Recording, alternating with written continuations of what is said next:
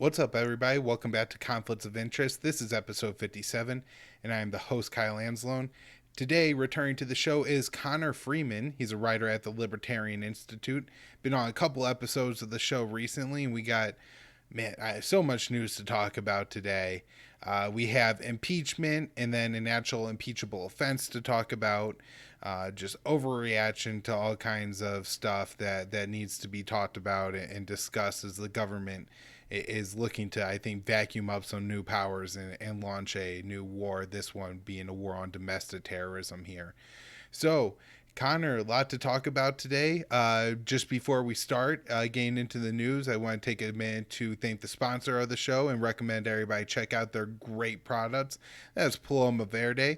PalomaVerdeStore.com sells CBD products, all kinds of great stuff, soft gels, extracts, gummies.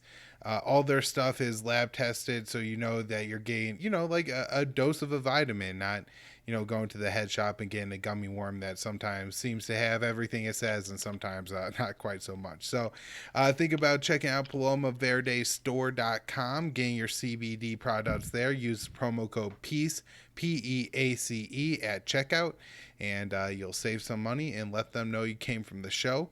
Also, before we get into the news, just want to remind people to share the show. Best place to do that is from either the YouTube channel or the libertarianinstitute.org, which is a great place to find all mine and Connor's work. All right, Connor, ready to get into this? Absolutely, Kyle. Thanks for having me back on. Yeah, man. So last time we talked, things were already getting crazy with the protest and the turned into a violent riot down at the Capitol. I think when we recorded on Thursday, the only known casualty of that event was the one woman who was shot in the neck. Since we've learned that a police officer was killed by the mob, and that a few more people had medical issues while on the scene. The portrayal of this in the mainstream media sense has been, I think that the two real words used by the Democrats in the mainstream media has been coup and insurrection, and that Donald Trump was leading this against the people trying to maintain power. While I think I certainly continue to feel that there's real no evidence that this was an attempt to seize power, which is what a coup is. Rather a protest and maybe an attempt to disrupt some proceedings, which is an act of speech in the United States that turned into something far more than just an act of free speech and a violent mob that harmed people. So, man, anything else to add on to the actual thing before we get into all the fallout and the impeachment and the new domestic war on terror? I just think that it's being as bad as it was. I think that the media is really, and also the politicians are really capitalizing on it to make the most of it and never let a good crisis go to waste, so to speak. And it's just really there should be consequences for the cops who killed Ashley Babbitt, but instead, I feel like very quickly we're being sort of trained to really cry for the cops who died, or rather, the Capitol police officer who I guess got hit in the head with a fire extinguisher, and another one I believe killed himself days later. It's interesting how they can very quickly switch when the government has killed an innocent person in cold blood, in a brutal fashion, and the story gets switched. And also, I think, as we'll see and discuss, this event is going to be whatever it is. Like you said, it's not a coup. I mean, right-wing coups usually don't occur with especially in America, with virtually no guns. And as has been pointed out, these people, once they got in there, most of them started taking selfies with cops and kind of just enjoying the moment. I think the guy who went into Pelosi's office and took the picture, unfortunately, I think he's been arrested. But I mean, a lot of these people were just kind of throwing a tantrum and displaying their displeasure with the situation, and some of them seem to be having a lot of fun. But it's becoming something much more serious in the wake of everything. So. And one thing that's been left out of pretty much any discussion of this outside of the like independent media, people like Michael Tracy and Glenn Greenwald have had the courage to talk about this, but most people have just left it off. And that this is after almost a full year now of lockdowns. A lot of I'm sure that the Trump people either fall into the class of people who have lost their jobs because of this, or are essential employees who, children are now not in school. And I can't imagine, being a parent with like a elementary age child and you're both essential employees, you have to go to work, who you can't really send your kid to like daycare because then COVID outbreak and stuff like that. Like a lot of people are in really tough situations, and to not see that may have some some contribution to what's going on here. And while some people say, well, that will get better under Donald Trump, the one of the things that the Democrats have already signaled is that now they're interested in getting like the aid and relief out first to people of minorities and stuff like that, which I think there's a debate to be had around like a reparation type situation or something like that. But crisis relief probably shouldn't be distributed based on race. That seems like kind of a dangerous precedent to set. And while that probably happened in the past in the U.S., doing that now is certainly going to make these people a hell of a lot more angry. And it probably explains why they were so angry, that that they believe that this kind of Democratic administration doesn't care about them and doesn't want them to do well, and they're kind of fulfilling that prophecy. So that is one part of it. But to talk about the actual impeachment now, I believe there's just one article of impeachment that is inciting the insurrection. And again, this is just what the Democrats are claiming. I'm pretty sure every Democrat's on board with it. I saw before this there's about 22 Republican representatives that are going to vote for it, which will be more than enough to have this thing passing. Again, I don't think there's any Democrats voting against this. I saw Liz Cheney is now on board with this and is being hailed as some kind of great Republican and the Republican of the future that we need. So that's absolutely terrifying. But yeah. So I guess the vote will happen after this podcast is released. We'll release the podcast Wednesday morning. The vote will happen on Wednesday. I fully expect it to pass, and then my guess is that it doesn't even get brought up in the Senate, and it just kind of falls apart and dies. Any thoughts on the actual impeachment itself? I think you're probably right. I think this is, like you said, the whole government response to COVID has been callous and destructive, and has just obliterated so many people's lives. And I think that with Biden coming in, this is a great way of distracting from all that. And, they're going to push through all kinds of things. We're seeing all kinds of moves towards censorship and new laws on domestic terrorism. Joe Biden being the de facto author of the Patriot Act. Can't wait to get in there and do some more damage. So we'll see. But as far as the impeachment goes, it's as we'll talk later. A lot of people have been pointing out that Trump should have been impeached for war crimes. And of course, that won't happen. But like you said, I think this is a way to it's another way to sort of let off some steam, maybe, or maybe, like you're saying, for one faction, maybe, but also to antagonize another and to create more division that can be, like I said, exploited. Right. There's been a lot of talk too around like how much executive power does Trump even have right now. Pelosi said that she like spoke with the Joint Chiefs and about Trump's ability to launch a war or anything like that. And so if at this point Trump is essentially just kind of a figurehead and will be able to go in front of the border wall and give some speeches and stuff like that, but can't even get on Twitter for the next week, it just seems like a way to help cool the fire, to just not go ahead with this impeachment, allowed Trump to leave office in his, maybe begrudging but peaceful manner. I mean, even today, I noticed that when he was speaking, he was very careful to, mention that he didn't want violence, that he wanted peaceful protests and stuff like that. And to be honest, I think that's the best message anybody could possibly hope to get from Donald Trump at this time. Telling his supporters, look, be peaceful, and it was taken from us, but I still care about you, and we're still gonna make America great again, or whatever the hell he's gonna say at his Right. rallies is fine. That's not something, but they're going really far with trying to persecute some of this. I even saw that Paul Sperry, I think, tweeted out that there was a developing story that Democrats were considering developing legislation that would mark MAGA rallies as like domestic terror movements or something like that. Just absurd things. The terrorism label is really concerning.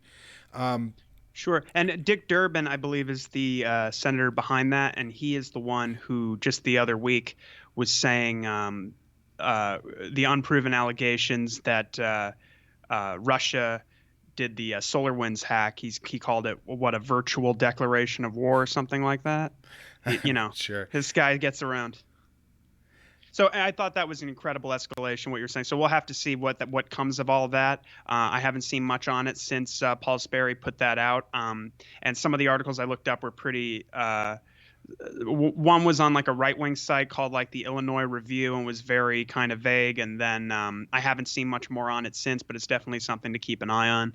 I wouldn't put it past them. That seems again like a way to really ramp up pressure and to use really the Trump base as kind of a just a target to like turn all of this. Well, there. I mean, there's a lot of division across all these different political spectrums. There's a real war on the left right now over whether or not they should push for Medicare for all hard and force a vote or not. And there's like particularly personified or really exemplified between the division between people like Jimmy Dore and Alexandria Ocasio-Cortez, and I think there's just, I mean, there's a lot of reasons why different political factions will want to turn people's focus and sort of displeasure and anger on somebody else, and they're an easy target. So, and they haven't. I mean, in that sense, a lot of the behavior of the Trump base, particularly the people who were at the Capitol, have kind of put themselves in a position where that's easy to do. Yeah, so the last, I guess, thing I had on the impeachment is the word incitement, I guess, and what exactly that means. And that does seem to be like a pretty serious free speech issue as far as what can you say at a protest, and then what are you responsible for after it happened. Over the summer, there were some people in the Black Lives Matter movement that would go out, and during the day they would like be having rallies and speeches and stuff, and they would talk about things like Martin Luther King Jr. didn't have an aggressive enough style of protest. I mean, I'm sure there were more extreme things said at that than at some of these rallies, as far as what level of violence is appropriate to use. But even something like that, and then people go out and act violently. There's a careful debate to be had here, and it seems like we're just rushing into this without really any thought on what exactly is criminal speech and what isn't. I guess one thing I'll still say is I'm not entirely opposed to the idea that like something crazy could have happened that we don't know all the details about, and that if there was like real time to have like a trial, an impeachment trial and stuff, that something wouldn't come up that would change your mind about the whole impeachment thing. And certainly you can't completely excuse the everything that happened at the Capitol and Trump's role in it. That some police officer was killed by a violent mob of protesters. That's a terrible tragedy to have happened. Again, Ashley Babbitt died as well, but just all part of it, and concern over criminalizing speech is a big part of my concern about this particular impeachment, because as we'll talk about shortly, I am not opposed to impeaching Donald Trump. Sure. And another thing, I mean, two things. There ostensibly was going to be a great resistance from the left against Biden's administration, especially with all the hawks in there on his foreign policy. This is maybe not designed to do so, but it is a great way to kind of preempt that. And also, I would just say that it's, hopefully with Sheldon Adelson dying today, and with all the stuff going on as far as impeachment and the controversy, it'll distract Trump from doing something really catastrophic with regards to Iran, like we were discussing last week. Yeah, that is a possible good benefit to all of this, is that you really don't have to hold your breath. Although Israel has been taking advantage and bombing hard in Syria, and I heard that actually this is kind of unconfirmed as a Tuesday night, but there's reports that Syria was bombing near the, or not Syria, Israel was bombing Syria near the Iraqi border, which is, the area that, like, could believe Hezbollah has operated and has sparked a spiral of tensions in the past. Right. So that is a concerning Yeah, note. I did want to talk a little bit about, one of the reasons that I guess my focus here isn't more on what actually happened on Capitol Hill, is because of the insane threat inflation that we've gotten, calling it a coup and an insurrection, and, congressmen and congresswomen saying that they would have, like, lynched all the black Congress members, that they were going to kill Mike Pence and his family. Listen, you gotta have a lot more guns for that. And at this point, there's absolutely no evidence of that at all. And so them saying that is, just accepted and pretty much unchallengeable. Whereas questioning if it was a coup, gets you marked as a Trump supporter, which, as we see here, could be kind of dangerous, because we have suggestions. Well, I got this tweet here from the New York Times saying they're deploying 15,000 National Guard troops to D.C. for the inauguration. But I also had this one here saying that Senator Chuck Schumer, who I expect will be the Senate Majority Leader here, wants to put Capitol rioters on a no-fly list ahead of inauguration. And one of the problems with the no-fly list, it's been a civil rights issue for probably decades now, right? It's been going on so long, and that is with these no-fly lists. There's no idea that you're on the list until you try to go get on a plane, and then you can't. There's no due process how you get off the list. Look, they can misidentify somebody, put them on the list, and then they could just start putting all people who are opposed to what the Biden administration is doing on the list, which is likely going to include me and you, Connor. No kidding. So yeah, what do you think of the reaction from the government here? I talked a lot on the last show with Dave DeCamp about some of the domestic terrorism laws that they're proposing, but even this, like Schumer, people on the no-fly list. I mean, you have Meghan McCain today, who, look, isn't the most important voice, but she's saying that we should send these people to Guantanamo Bay, that they should be treated like Al Qaeda. I mean, are we talking about, airstrikes in the rural areas of Missouri or any other state where these Trump supporters are? I mean, this is absolutely crazy that we're talking about. Right. Well, yeah, no, that the Meghan McCain quote is absolutely insane. I still am. I mean, I know she said it, but I can't believe that she actually said that. It, it seems like so the thing is, the media spin immediately when the whole thing happened. By the end of the night, it was a white supremacist, insurrection. And so once you label a group like that and you put up a picture of a noose somewhere in the vicinity, I mean, it's very easy. I mean, people believe that Russia declared war on us. Like I said, with the SolarWinds hack, it's still unproven. They believe that Russia stole the election for Trump, still unproven. And it's just, I mean, they're very powerful. And one of the things we're seeing too is, social media, the more it becomes centralized, um, you're able to create a situation where social media and the algorithms on platforms like whether it's YouTube or whatever, you can actually sort of create a situation where it's like watching TV. So you can, it's like Tom Woods says about the 3x5 card of allowable opinion, or when Chomsky talks about vigorous debate being allowed within very narrow parameters. If you can sort of use the algorithm to not necessarily even eliminate dissident voices, but prop up the establishment friendly content over and kind of, flood the feed, so to speak.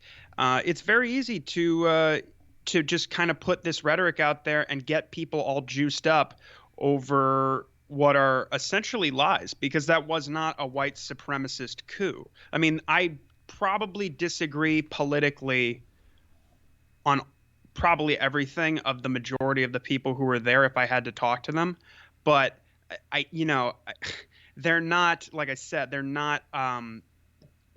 they weren't leading some sort of white supremacist coup. They were not going to kill black congressmen. They were not going to, uh, you know, uh, it's just I don't even, the exaggeration and the spin have just been overwhelming. So I mean, they can get away with pretty much anything as long as you just call it the right stuff. And also, it's a climate that's kind of like you said, if you're opposed to these measures, like these domestic terrorism laws or the no-fly list that's being proposed by Schumer, all these different things, it reminds me too of like, the lockdowns. If you oppose the lockdowns, people, regular people, almost assume before you really start talking further that you might be, or you may be, or you probably are a Trump supporter. And it puts you in a very precarious situation where you have to be much more delicate and articulate. When, opposing the lockdowns is a very reasonable position that's shared by people, not just on, from libertarians and people on the right, but people on the left are very against this for a lot of reasons, whether it's because they're anti-corporatist or because they just want to feed their families. And so, but it all gets grouped into, well, you must be a Trump supporter or you're anti-science or you want old people to die. And then when you say you want people to die or you want to kill people and you use that as a straw man, and you don't allow the other voice to be heard, we're headed for some real dark times as far as all that goes. I mean, who knows what's going to happen next? Yeah, discourse is not at its peak right now. We have this story that's been hot in libertarian circles. I guess we probably would have talked about it a lot more had it turned out not to be a mistake. But Ron Paul was locked out of his Facebook account. He was unable to post. Facebook says it was a mistake. What Facebook says is that there was a restriction for one of the admins unable to post the page, and it was made by a mistake, and that Facebook has corrected that error. I haven't seen confirmation from the Ron Paul team that they did get their access to the page back, but I will assume that that is correct, and I will be skeptical that it was a mistake, but until we have more information, I guess it it's possible that that's what happened. It seems very interesting that how is that like mistakenly happen? Is there a big grid of everybody's account and you could just accidentally check a box and suspend the wrong person's access? That seems like an awfully odd thing to happen. So it's good that he apparently has account access back and that Facebook has not removed Ron Paul, but very concerned about this censorship movement spreading and starting to vacuum up a lot more libertarian voices. Yeah, so my gut tells me that, and listen, I may be wrong. I'll defer to whatever Ron and Dan McAdams have to say about it. And I trust them. I don't believe it was a mistake. I think so. Ron put out his weekly column, which is always great, yesterday, and I believe that was the last post he made before he got locked out of his account.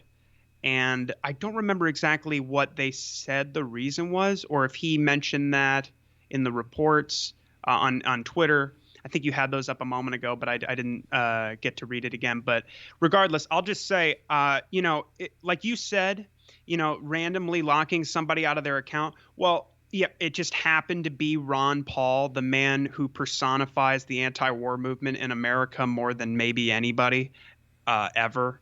It just seems really, really suspicious. And I think that, it happened in the early hours yesterday. Um, and there was immediate resistance from across the board, from Jimmy Dore on his show. He was tweeting about it. You had Dave Smith talking about it, people across the libertarian spectrum, all over social media, people who are paying attention to this sweep of accounts being suspended or people are pointing out that their followers are dropping like flies. And I don't know how accurate all that is, but people are certainly saying it, and it's people in largely in independent media. And yeah, it's just like I said. I mean, I don't, so this report, did you see that like a few hours ago that it came out? I saw this around like my time, like around 4 p.m. The And so update from from Reason. Facebook or from Reason. Let's see if they have a timestamp on it. They do not have a timestamp on their Okay. update.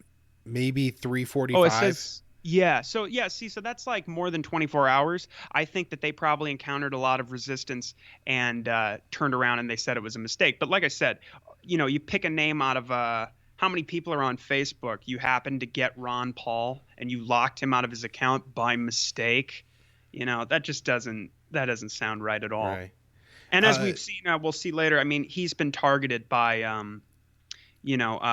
propaganda campaigns geared at attempting to defame prominent anti-war voices before. All right. So the last kind of piece I have here on the censorship is Parler goes offline as Amazon pulls the plug on the conservative social network. You have a kind of an interesting thing here that I haven't heard anyone talk about. Parler really only exists because of the censorship on Facebook and Twitter. Parler wouldn't exist if all those people weren't kicked off of that site. It was a reaction to the social media censorship because people would prefer to have used Twitter and Facebook without the censorship that they were facing. Now, are there things that I'm kind of okay with Facebook and Twitter censoring, even things other than like violent ads, like you shouldn't post a murder on there, you shouldn't post like anything to do with children that's inappropriate, that kind of stuff, obviously. But also, like, if somebody's just like posting like Hail Hitler over and over again or something like that, like I don't know, like there are things like in that realm that may be questionable, but they were kicking off pretty mainstream conservative voices. Like Peter Van Buren got kicked off of Twitter. Oh Dan yeah. McAdams got kicked off of not that either of those are conservative, but people who are just not extremist in any sense of the word, right? Were Right. And kicked in off, the and we ended up getting a Parler, and now they've gotten rid of Parler. Yeah, and I'll just say, Ron has been facing, well, he's been getting warnings from YouTube. I know that, and he's been covering the COVID narrative and opposing the mainstream narrative consistently with Dan McAdams on their Liberty Report, and also Tom Woods' video, which was, both organizations have done the Mises Institute and Tom and Ron and Dan have done great work on this, but they've been in the case of Tom, I believe one of his videos, which was really popular, went viral. I believe it was literally nuked off of YouTube. And like you're saying about Dan McAdams, if you remember, both he and Peter Van Buren, those were like, well, first of all, they're two of the best anti-war voices in our society. And their Twitter accounts, I remember Caitlin Johnstone made a comment a while ago where she was like, Twitter just isn't the same without Dan McAdams. That's true. When I first got on Twitter, it was like 2017. The whole atmosphere was very different. It was very exciting. I mean, sometimes if I if I'm on like top tweets in my home feed, I get a lot of, maybe I'm following too many people or something, but I mean, I've definitely noticed where it used to be, I would the just it was a much, let's just say, a much more vibrant, exciting feed that was filled with like controversy and news and all these things. And I've noticed over time that, just anecdotally, that it has been, I've been getting more things that I find irrelevant. And I'll just say, McAdams was taken off of Twitter ostensibly because I think he called Sean Hannity a retard. And not even, I don't even think it was like directly to him. It was like discussing him. I think he was discussing, he was at a friend's house and had seen somebody was watching Hannity on TV, and he couldn't believe that people watch this guy and think he's like anti deep state or something. And he's got that CIA pin under his American flag pin. He's got like the CIA insignia on his jacket, his, like, his suit or whatever, and it's ridiculous. And so he was pointing to that. And anyway, they took him off of Twitter because he used the word retard.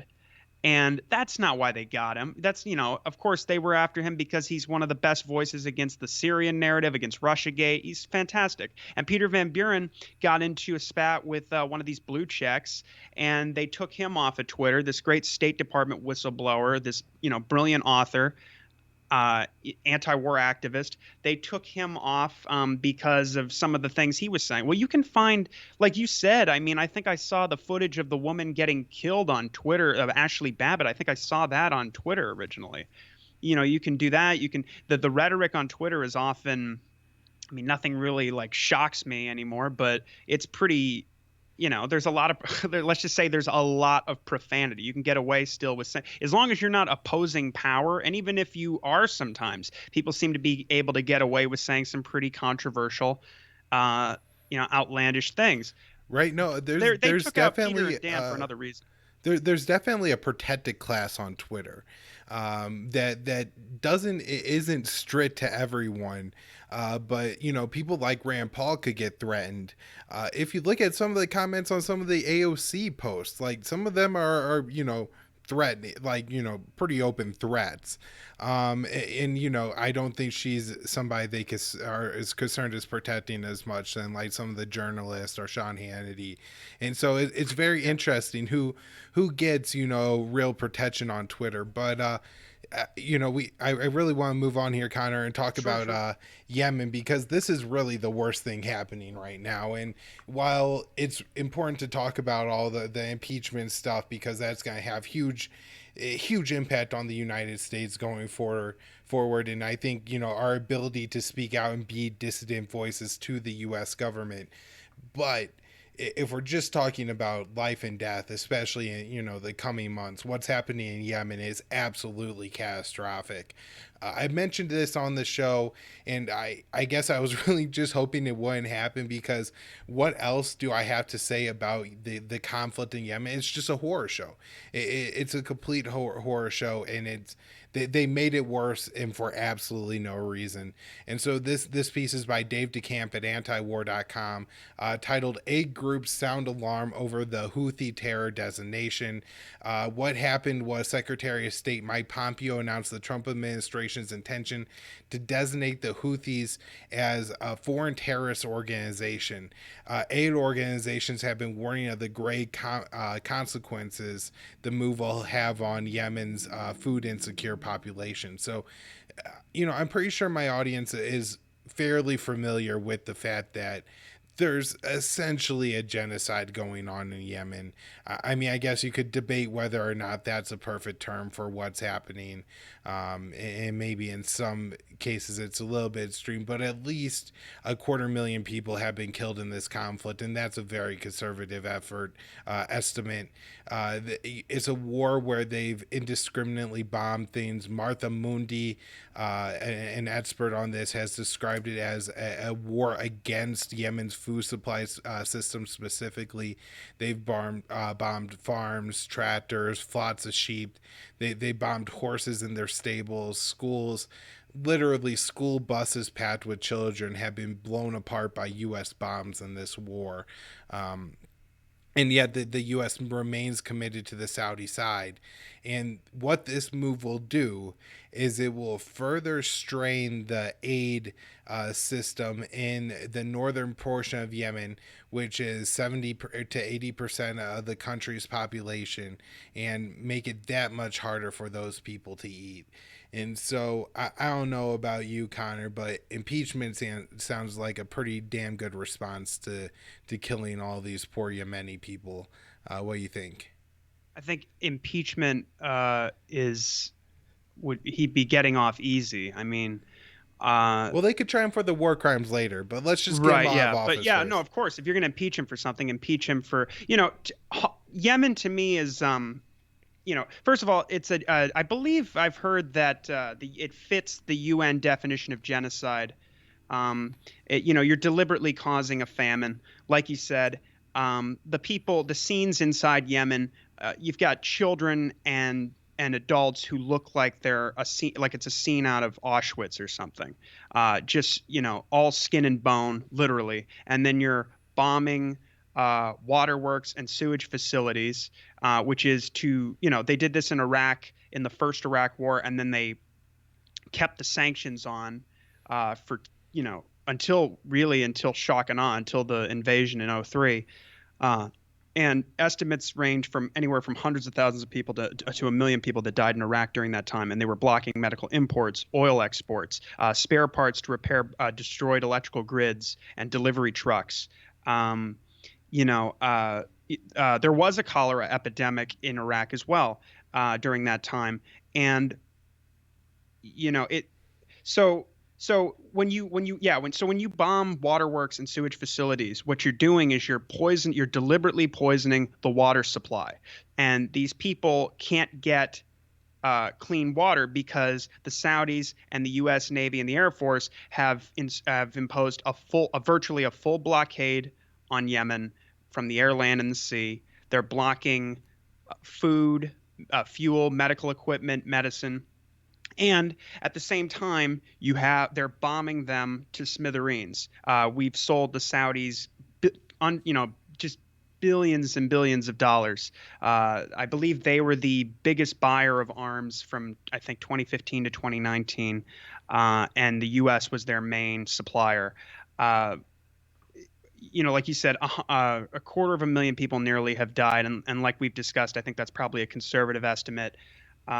This policy to declare or to designate the Houthis as a terrorist organization, which we'll get into the problem with all that, beyond even just how cruel it is. It amounts to a full scale. I mean, even beyond what's already been happening, a full scale economic war against the civilian population, because you're going to make it even. There's been such little aid that's been able to get through under the circumstances as such as they are now. But even since they were putting out, rumors about this going back to November, the great Daniel Larison has a report up at the American Conservative about this. Food imports went down 25% in November. They haven't improved since December, and I don't think we've seen the reports yet on what's going on this month. So we're already seeing what's going to happen. They know what's going to happen. Pompeo and the administration have been told countless of times that tens of thousands of civilians will die as a result of this policy. So they absolutely know what they're doing. And Yemen is the Holocaust of our time. People can, decide, what word fits best. That's what I'm saying. And our government is responsible for it. Barack Obama started it with the support of people like John Kerry and Samantha Power and Anthony Blinken and Michelle Flournoy. And Trump and Pompeo have taken it up. And they're huge fans of the Saudis and the Emiratis, and the Israelis support this policy.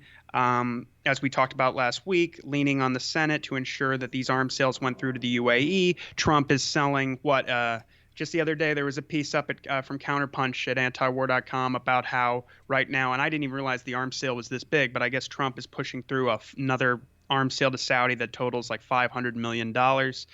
They know exactly what they're doing. This is, like I said, a Holocaust, and they're profiting off of it.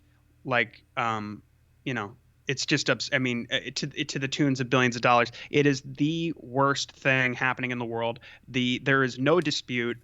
from the UN, the World Food Program, Save the Children. They have all said that this is the world's worst humanitarian crisis, and it's by design. It is absolutely by design. And we know, as Scott Horton points out again and again, the New York Times report that came out, I think, a year in to it from 2016, that was, coming from essentially the Obama administration. The quote is, we knew the war would be long, bloody, and indecisive. They absolutely know what they're doing. And yeah, I mean, people should be, it should be, like I said, it should be a lot worse than impeachment, whatever the consequences are. I can't even believe it's still um, happening. It's 6 years now of this. Right. Yeah. No. Everything you said, pretty much agree with it. I don't love the World War II comparisons just in general because you have so much go on, like Arnold Schwarzenegger comparing the Capitol Riot to Crystal Knot, and Yeah. suggesting that that's the same thing. But this is far closer to a World War II style genocide than whatever the hell was going on at the Capitol. I do have this article by Oh, Caitlin sure. Johnstone here that's also going in a little bit to what happened, and she makes a similar argument that I think is important to make, which is this is a far better use of Congress's effort to condemn Trump and possibly impeach Trump than the Capitol riots. Titled "FYI: Trump's latest Yemen move is far worse than the Capitol riots." In I think you hit on most of the aid stuff pretty well. Why this is important. I guess one thing that we can mention is I guess I feel like the terror designation isn't really appropriate for the Houthis. They're certainly not a jihadist style extremist group. They essentially rule the majority of the Yemeni population. So I feel like part of what allows this to happen is that the mainstream media knows nothing about Yemen, or next to nothing about Yemen. And in the 5 years, nobody bothered to stop writing rebel every time they wrote Houthi, probably because they're Or just Iran trying. backed. Yeah, a Iran-backed rebel Houthi group or whatever, which makes it seem like they're not a legitimate government, which makes it far easier to apply the terrorism label to them. If any of them, have bothered like Scott Horton to really look at the evolution of this war, he's been saying for, probably a year or two now that we got to stop using the rebel label. And, I feel like this is part of the reason why. Now, I guess they could have named it a state sponsor of terror like they did Cuba. But the other issue here is that the Houthis fight Al Qaeda. In fact, if you That's go right. back to 2014, when the Houthis first seized power in Yemen, the Pentagon, which was and then CENTCOM, which was led by Biden's pick for Defense Secretary General Lloyd Austin, was working with the Houthis to bomb Al Qaeda in Yemen. And so it's very interesting that we now take a group that we know is opposed to what was once our label of terrorism, which is radical jihadists, Sunni Islamists who look to carry out strikes against the United States. I suppose the name terrorist really has absolutely no meaning now because anybody who wears a red hat is potentially a terrorist, it seems. Yeah. So I go Well, I ahead. just want to point out couple of things. So the Wall Street Journal put out a report back in January 2015 about how after the Houthis took Sana'a, the Pentagon teamed up with them because they were the enemies of Al Qaeda. And so Dave Decamp has a report up there. Trump administration. Yeah, I think you just had it up there. Well, the quote in there is from the Wall Street Journal report is the U.S. has formed ties with Houthi. This is in January 2015. So they say the U.S. has formed ties with Houthi rebels who seized control of Yemen's capital. White House officials and rebel commanders said it is the clearest indication of a shift in the U.S. approach there as it seeks to maintain its fight against a key branch of Al Qaeda. So AQAP, which is a part of the Saudi U.S. coalition, they're openly aligned and fight alongside them, and this has been known for years. They were 9/11 co-conspirator. They were involved in 9/11. They did the USS Cole bombing. They tried to bring down U.S. civil airliners 3 times between 2009 and 2012, and nearly succeeded twice. And I just want to point out, so a couple of quotes I have here lined up. You've got So Gareth Porter and Colonel Lawrence Wilkerson, Colin Powell's former chief of staff, who's a great anti-war activist now, has been for years. They had a quote, the piece they put out in the Hill, I think maybe in 2017, I think it's 2017, where they say U.S. intelligence and counterterrorism officials have regarded AQAP as even more of a foreign terrorist threat to the United States than ISIS. They bring up how it mounted efforts, like I said, to bring down civil airliners 3 times, and they say the Saudi-UAE war in Yemen has made them the most powerful indigenous armed group in southern Yemen, with more money, arms, and territorial control than ever before. The Saudi-led coalition and the forces of the Saudi-backed former regime have openly allied with AQAP, and they fight alongside them. As a result of the war, AQAP is now poised for the first time to compete for national power in Yemen. I had another quote from Asher Orkby, who is writing in Foreign Affairs, which is the flagship journal of the Council on Foreign Relations. You can't get more pro-establishment than that. And this guy said, again, I believe in 2017, he goes, far from being aligned with extremists, the Houthi movement has repeatedly clashed with the Islamic State and AQAP. And then finally, Danny Surgeson from antiwar.com, former major, the former West Point professor and retired major Danny Surgeson has said, make no mistake, if a terrorist attack on the U.S. originates in Yemen, and it might, and he goes, and it will be AQAP or the Islamic State, not the Houthis who are responsible. He continues, the Houthis loathe AQAP and ISIS. It's also counterproductive that it borders on the absurd. I mean, anybody who's involved in this knows exactly what they're doing. They're committing high treason. It's illegal. It's against the War Powers Act. It's a violation of the War Powers Act. It's an unconstitutional war.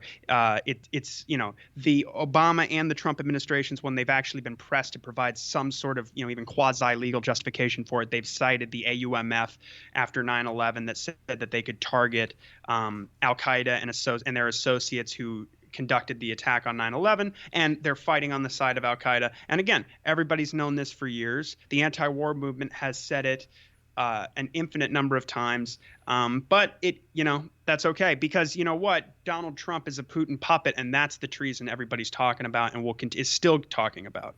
Nancy Pelosi basically, remember after the Capitol riots, one of the first things I noticed was you had people from the Obama administration and the blue checks all saying, nobody's more happy about this than Putin. Putin this, Putin that. Actually, even people on the right are saying, who's happy about this? Xi Jinping. So, just these people are in complete fantasy land while their government is mulcting them to fund a genocide against the people who killed all the civilians on 9/11, who ostensibly that permitted us to go and invade Iraq, a nation completely uninvolved, and kill 1 million people, not to mention tens of thousands of people who were totally uninvolved as well in Afghanistan. So it's absolutely disgraceful for everybody involved. I just had one more note I want to make on the terrorism designation, and that is one side in this conflict has blown up a school bus full of 40 plus children, a funeral killing over 100, and a wedding killing over 20, and also was operating torture prisons. And that was the side opposing the Houthis in this war.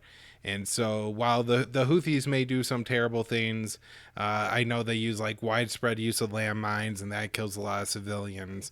There's a lot of reports of them using soldiers who are definitely not of the age of 18 and potentially quite a bit younger. And so that's problematic issues on the Houthi part. But when they start blowing up school buses full of children, then call them a terrorist group. But right now, that's the side that America's on. And again, these are war crimes that the U.S. is committing. We know that they are war crimes because officials from both the Obama and Trump administration have looked to lawyers to make sure they don't get prosecuted for war crimes for all this.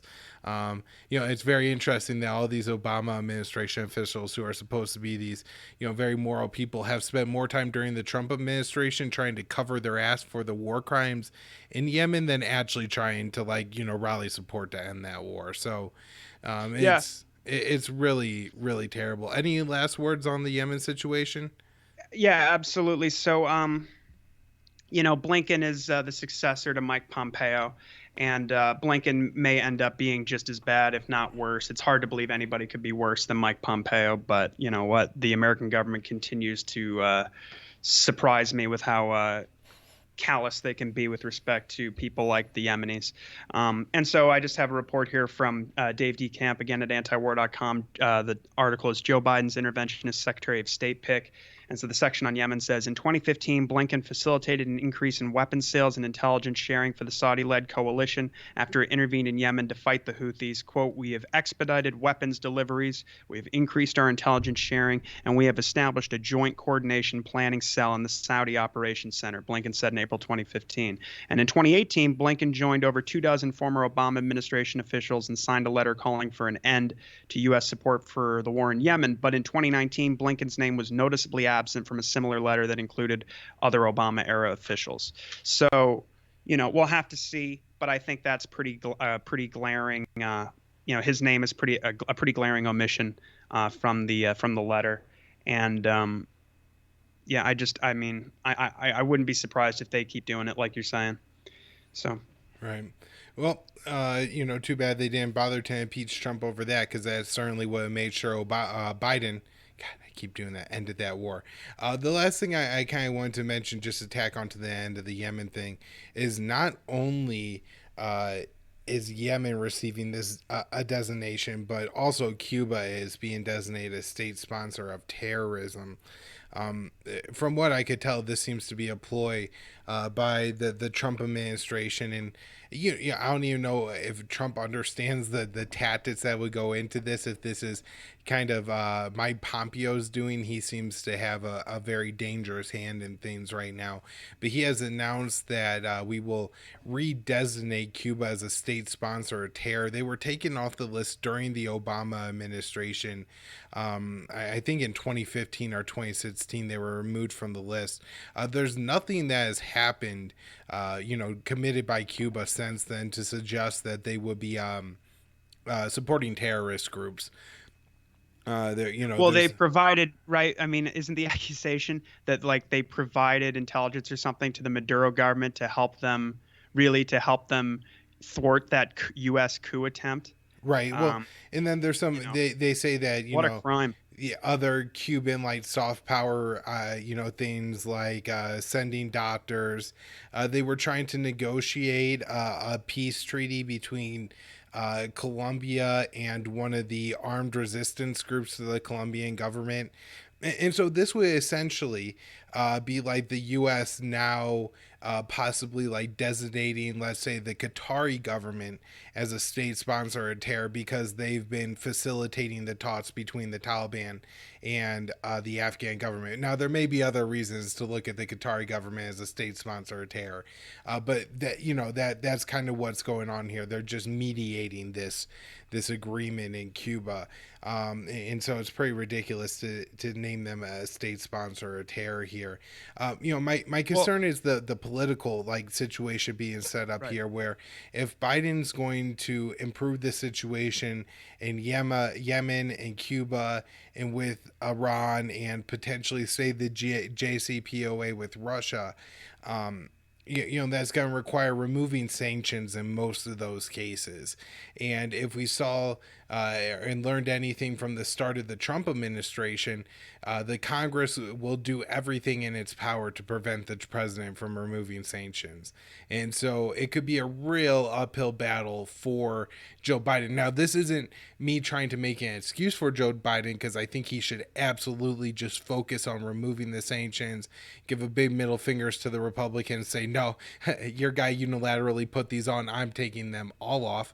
It's all being undone, and we're going to get back to normal relations with these countries and back into the nuclear deal. But I don't see that being Biden's reaction here. Yeah, I mean, this is designed to tie his hands. Like you said about Yemen, again, that's exactly what this policy is to ensure, because there's suspicion that Biden, like we talked about last week, he has said that he wants to stop selling arms to Saudi Arabia. Well, like we said, that people have billions of dollars staked in that. So, of course, there's going to be a lot of pressure, and the politician, our elected representatives will be glad to act in the interests of the Saudis or the military industrial complex, or and also it's going to, in the case of Yemen again, really throw a wrench into any sort of UN brokered peace process, which I don't really have that much faith in the first place. But it's just, again, solidifying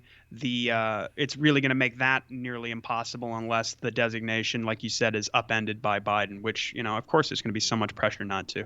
And like we said about Iran backed, these accusations that they're, sending them drones or something ridiculous like that. Well, again, they're under full blockade from the U.S. and Saudi. So, they can't prove it. And that's not true. That's not what's happening. But, for years, I remember reading articles, and it could be anywhere. It could be in Reuters or wherever. And they would just say Iran backed, and there's no hyperlink. And it just goes without saying that, this is a proxy war, right? So whatever. And then they just sort of they just sort of go, they wash their hands of it. It's like, well, it's a wash, Saudi and Iran, what are you going to do, right? What are we going to take the Iranian side? It's just absolutely disgusting. Right. All right. Well, I know we want to talk some China stuff before we move on here, or before we wrap up here, especially, something that I've continued to focus on the show, looking ahead to the Biden administration. What can we expect? And Connor, I've talked to Dave DeCamp about this, of course, recently, but can you bring me any good news on the China front? Unfortunately, no. So, what a surprise. Yeah, so Michelle Flournoy was slated to be Biden's Secretary of Defense. Now, what I find interesting is that, really that only was not that long ago that he ended up going with Floyd Austin. I want to say that was in December, maybe late November. Anyway, it was almost a sure thing for Flournoy to be in there. And Flournoy, back in 2013, when Obama was, replacing Leon Panetta with Chuck Hagel, Paul Wolfowitz and Bill Kristol backed Michelle Flournoy as being the Secretary of Defense. They wanted her to be in there. And also Hillary Clinton had picked her to be her Secretary of Defense when she was running her campaign. I'll just run over really quick. Flournoy is she's really the neoliberal analog to the worst kind of neocons like Robert Kagan. So she wrote up a thing when she was a part of the Clinton administration called the Quadrennial Defense Review, which was basically, an apologia for preemptive war, really just in a much more sort of like, national security interests. When the interests are vital, we will do whatever is necessary kind of a thing. And she was very pro the Iraq War, advocating preemptive strikes on non-existent weapons at WMD stockpiles. She kind of formed she wrote a paper that really outlined in the era of the 2004 election, the Democratic foreign policy, which was, basically, I guess you could call it like progressive militarism or something. Sort of the same kind of style of what we were just talking about, preemptive war. I think she's got a quote in there. Democrats will maintain the world's most capable and technologically advanced military, and we will not flinch from using it to defend our interests anywhere in the world. She was a founder. She signed a PNAC letter, Project for a New American Century, founded by Bill Kristol and Robert Kagan. This was really the brain trust largely behind the first Bush II administration, the guys that really lied us into the war in Iraq. And were, kind of advocating for war with Iraq even during the later years of the Clinton administration. They were behind. Ron Paul says that he protested this in the late 90s, but he says they were behind like the Iraq Liberation Act, which was basically coming out and saying that official U.S. policy was regime change in Baghdad. So she signed a letter with PNAC in 2005 that said we need to increase the active duty Marines and Army by 25,000 every year for several years. She advocated keeping a residual force of 60,000 troops in Iraq in 2007. 2008, she wrote a paper proposing a policy of what she called conditional engagement in Iraq, which critics said was an excuse to stay in Iraq that poses as an exit strategy. And then she was the Undersecretary of Defense under Obama, where she was the architect, one of the architects of the Afghan surge, which of course killed tens of thousands of civilians, tripled the war. Of course, it was a massive failure. and she was one of the people behind the wars, one of the main people behind the wars in Libya and in Syria. She left in 2012. In 2013, she joined a group called Boston Consulting, which is, a consulting firm, sort of she used her Pentagon. She does this a lot. And Blinken, they use their Pentagon contacts to get lucrative arms deals basically to get arms deals through these consulting firms for these military industrial complex group, companies. And she at Boston Consulting, they came in, and when she was starting there, they had like something like just over $1 million in military contracts per year, and then by like 3 years later of her being there, it was over 30 million. And then in 2017, she founded a group called West Exec Advisors, which is another consulting firm that does essentially the same stuff with Tony Blinken. There's another article, I forget where they show that the slogan for West Exec Advisors, and a lot of Biden's picks are associated with them, but their slogan was, "We bring the situation room to the boardroom." I think that was the And Prospect that reported that.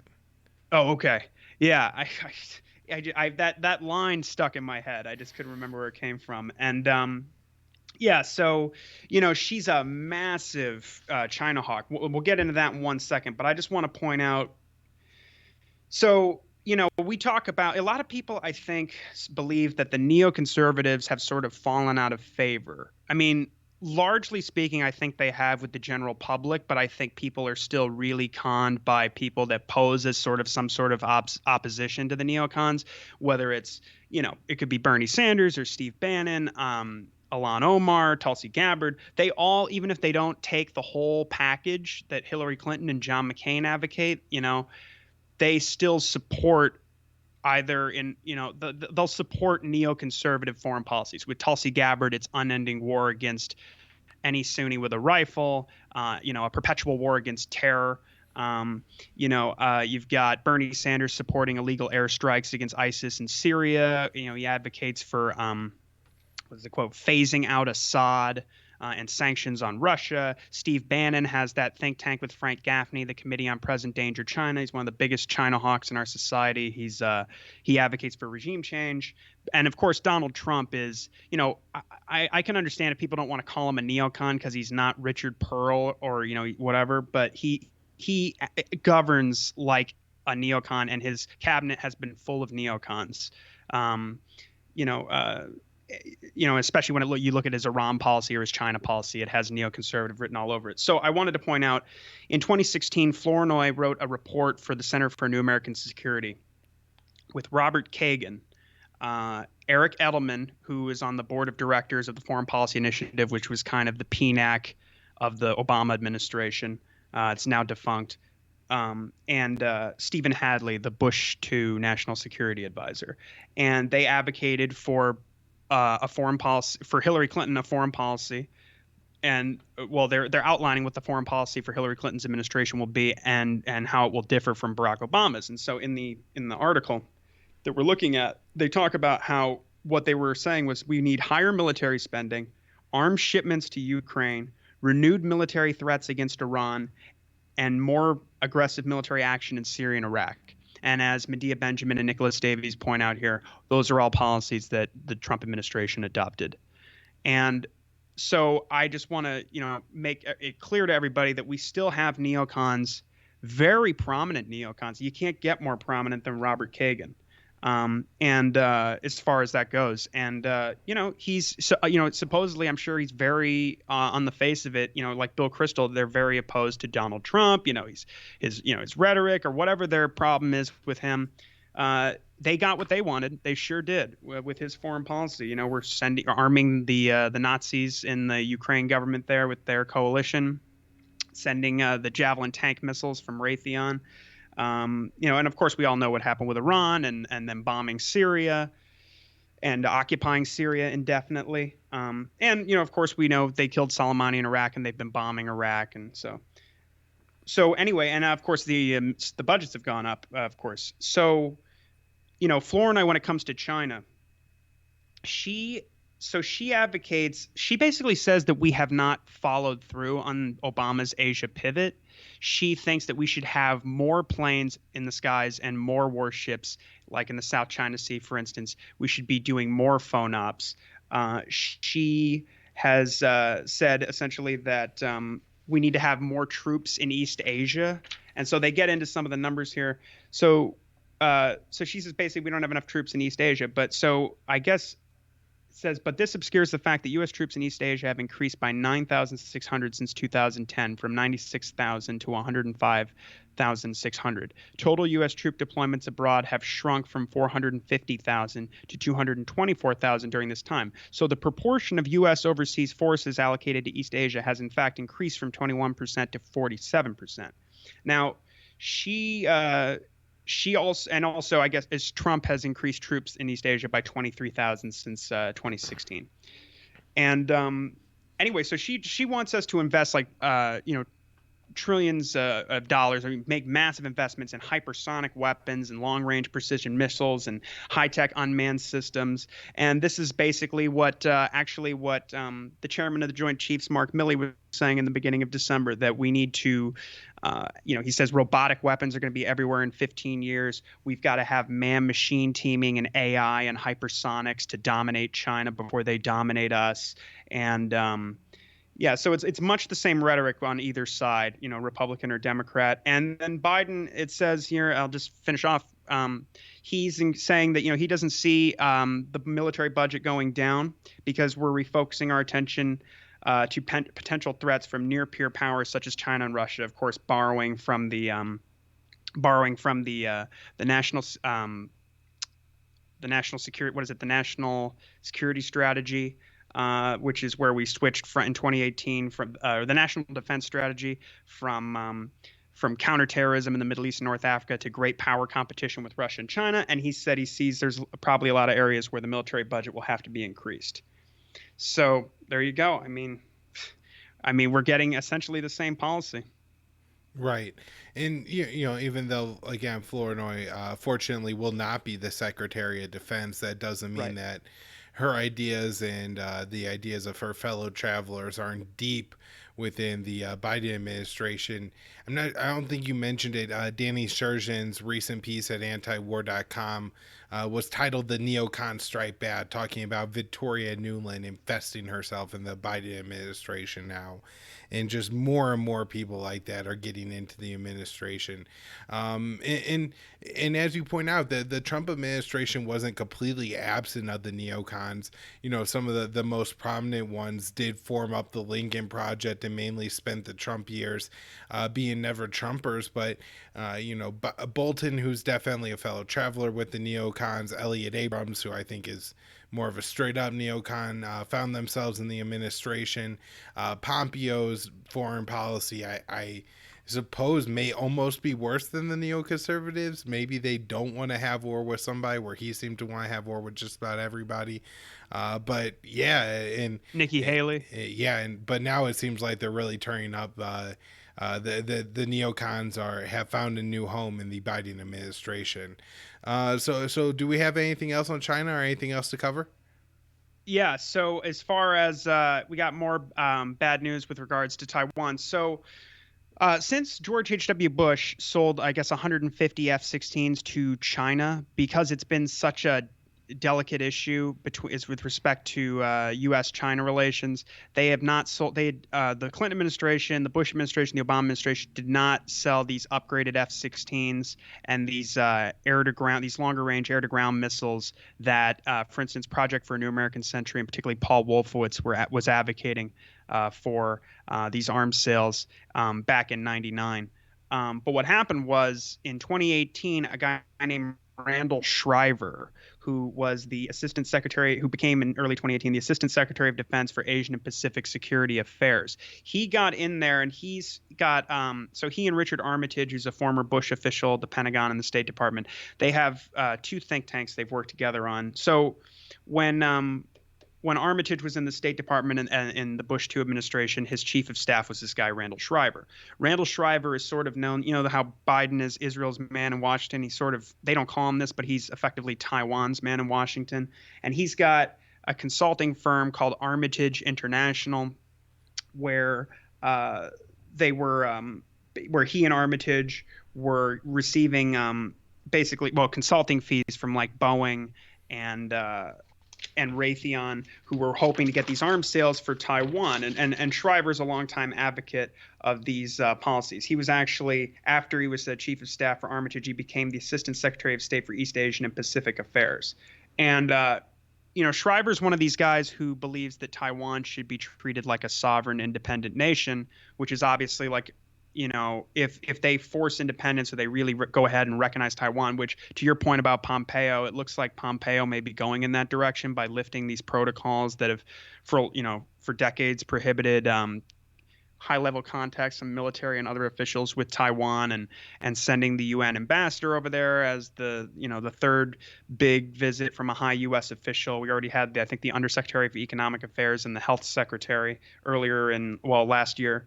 And also he's he's saying things. There was a quote in Responsible Statecraft the other day where he's saying that, I guess he's saying that like Taiwan is not a part of China, which is, it's rhetorical. The other, but these arms sales aren't, and that's even rhetorically a big escalation. So so after this, this group Armitage International was founded in 2005. In 2008, Shriver founded a group called the Project 2049 Institute, which is funded with Armitage as the chairman of the board, and it is funded by the State Department, the Taiwan Defense Ministry, the Taiwan government. It's funded by Northrop Grumman and Boeing and Lockheed Martin, and General Atomics, and so they were trying to they had received, actually, he's got some figures here. Gareth Porter has this great piece called, let's see, it's how a key Pentagon official turned China policy over to arms industry and Taiwan supporters. So they received in 2017, let's see, $280,000 from the Taiwan Ministry of Defense, $60,000 from the Prospect Foundation, whose officers are all former top national security officials in Taiwan, and then he got just over $250,000 from the State Department. And so by creating this think tank, they were able to skirt around this executive order that Trump had instituted in the beginning of his administration that was supposed to minimize like conflicts of interest, but because it's a nonprofit think tank, sort of in air quotes, they don't have to declare these people as clients, because the prohibition was, he couldn't participate in any particular matter that directly or substantially related to a former employer or former clients. But so he skirted around that, and he was able to push through these arms sales of these. They ended up selling 66 upgraded F-16s to Taiwan, and as well as these, like I said, that was from Lockheed Martin. They were able to sell them like radars as well, and the accompanying engines and electronic warfare equipment. Boeing sold them these SLAM missiles, these AGM-84E standoff land attack missiles that could be fired by the F-16s. And then they also got these sea surveillance drones from General Atomics. It's a totally unprecedented escalation. And actually, so after he left the Pentagon and he went back to the Project 2049 Institute, replacing Armitage as chairman of the board, he publicly he was received in Taiwan's the president's office in Taiwan, and Tsai Ing-wen is her name, and she is quoted as saying she publicly thanked him for having, quote, facilitated the sale of F-16V fighter jets to Taiwan and attached great importance to the role and status of Taiwan in the Indo-Pacific region. And what's interesting, too, is after Wolfowitz, helped engineer the Iraq War, he was promoted up to being president of the World Bank. He left in 2008 after a scandal with his girlfriend, and he became the chairman of the board of a group called the U.S. Taiwan Business Council for 10 years from 2008 to 2018. I don't know if this is maybe just a coincidence, but that's when Shriver got into the Pentagon. And the Project 2049 Institute, as well as all those arms companies, were a part of it. And so as soon as Wolfowitz got in there, they put out a report that said basically they were warning of this the disparity in the air power between Taiwan and China, and they advocated that the U.S. should sell them just exactly the F-16s and the air-to-surface missiles that we were just talking about. So Um, it's just they call it the Pentagon calls it Fortress Taiwan. It's there's seven different in this package. It's seven different arms sales that were finalized in August. Uh, Congress was informally notified of this in 2019, in August 2019, but at the time, Trump was involved in trade negotiations with China, so they wanted to keep it kind of on the down low. And then they were formally notified of the decision in 2020, a year later in August of 2020. And yeah, so and also I just wanted to point out that I mean, we've seen a lot of reports that Biden is not going to change the policy in the South China Sea. We've had an Australian senator come out recently saying that he sees Australia is very involved in these provocations of China and these alliances. They have a new defense pact with Japan. They're doing military exercises with India and Japan and the U.S., the Quad as they call them. And he says that we may be at war with China in 3 to 10 years. And Tony Blinken actually received a congratulatory phone call from the de facto ambassador to Taiwan after Biden was named, president. And he said, we're going to we're going to strengthen relations with Taiwan in, all kinds of ways. So it just looks like more escalation with China, no matter who you vote for. Yep. Well, who was it that said no matter who you vote for, you get John McCain? I think that was a Tom Woods. Tom Woods? Yeah. Anyways, we should wrap there, but we will, I'm sure, continue to talk about China in the future on the show. Everybody check out the libertarianinstitute.org, the feature section there, the featured articles. You will see just about everything Connor writes. And then for myself,